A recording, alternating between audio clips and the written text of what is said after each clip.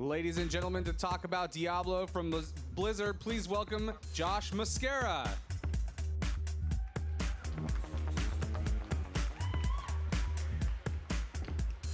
Hello, E3. How are we doing? Awesome. Are we excited to see some Diablo 3 on PlayStation 3? Awesome. So I'm Josh Mascara, the game director for Diablo 3, and I'm really excited to be here on the Sony stage to talk about Diablo 3. Now, I realize that a lot of you guys are console players, Sony players. You may not know what's so special about Diablo 3. So I'm going to show you guys a very quick sneak peek of one of our key features. But first, what is Diablo 3? On Diablo 3, you're going to play one of 5 epic heroes. And you're going to explore a fully randomized world, battling the hordes of the Burning Hail, trying to find the most epic fat loot imaginable. But here, we're going to talk about one of the most unique ways of experiencing Diablo 3 on console, and that is same-screen co-op. And to do that, I'm going to call up on stage some of my colleagues. So here we have Jason Bender.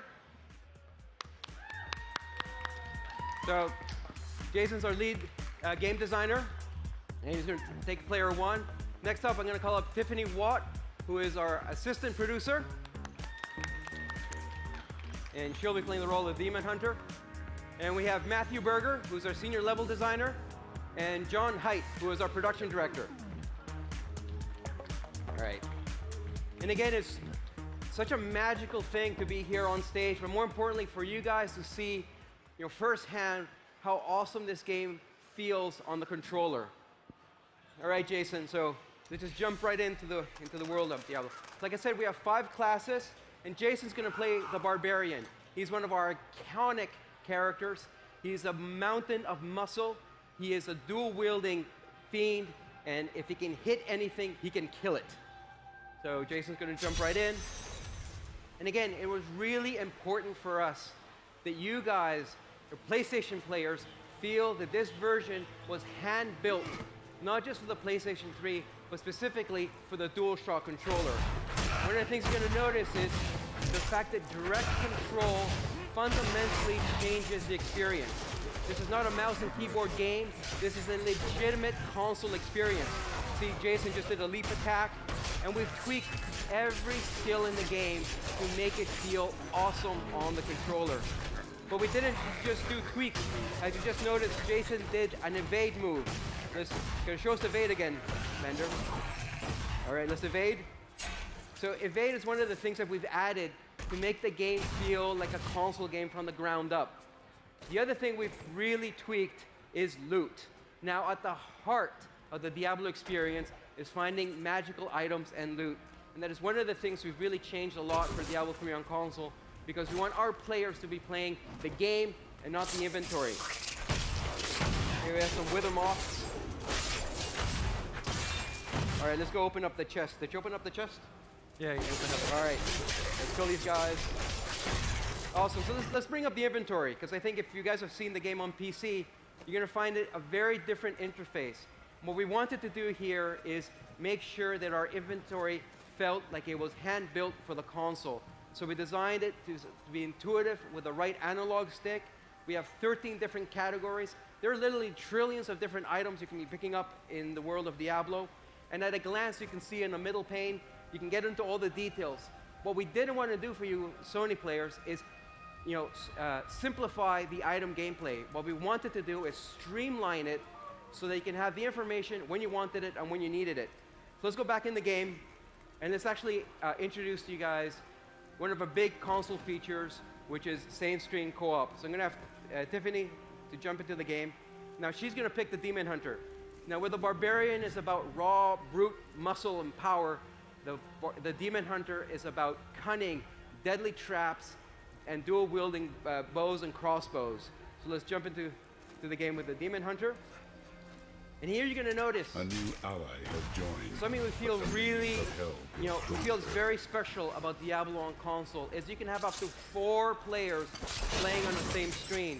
We feel that in this generation, there have not been a lot of great cooperative console RPGs experiences. So we're really happy to be able to showcase same-screen co-op. Now you notice that the camera is trying to keep all the players on screen as possible. So we're going to keep you in the action. See right now, Tiffany's using rapid fire, which is one of my favorite skills.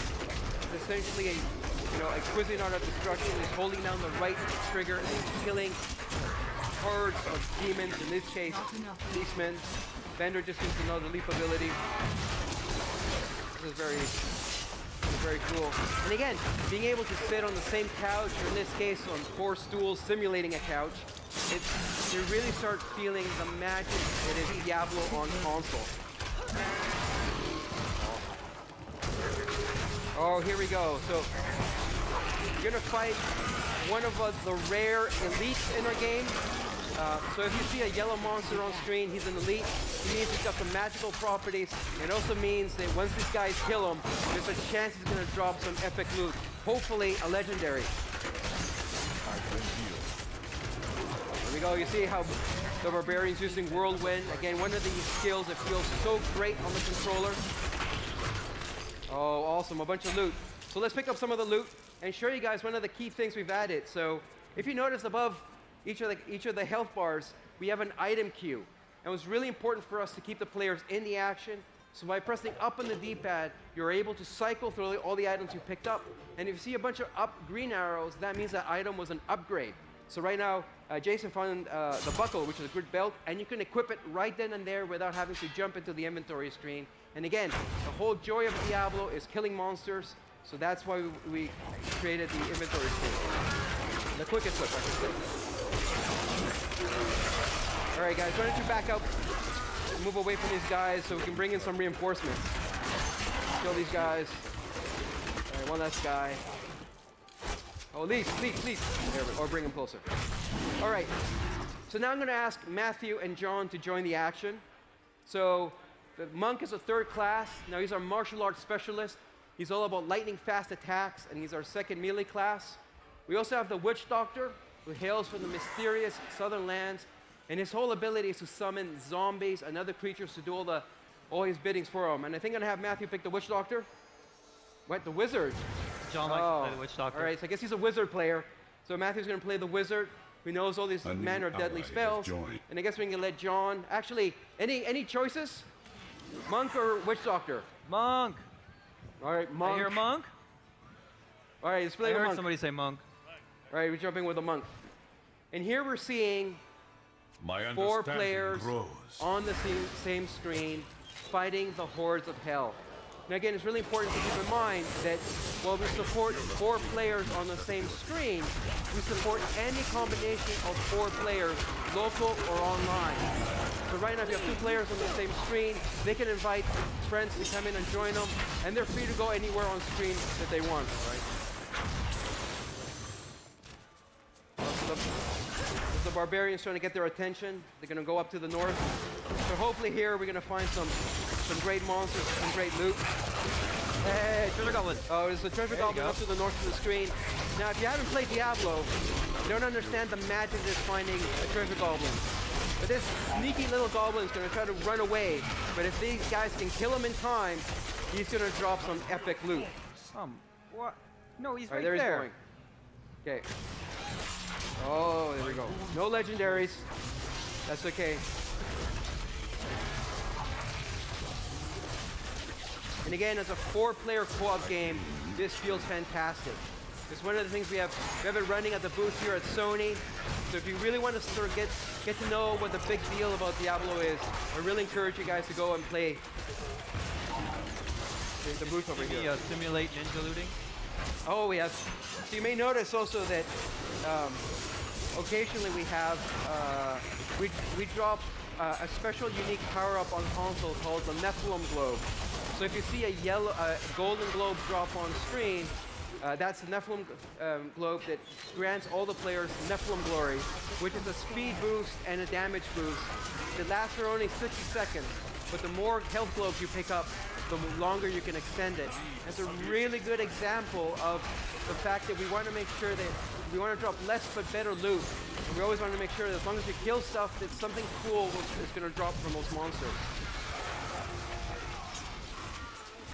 All right, let's see if we can find another treasure goblin or I'm looking for the champion or league league pack. so then we can have John simulate dying. There you go. You're seeing a lot of really cool skills in play again. The demon hunter with rapid fire, the barbarian with leap, you know, the monk just rolled.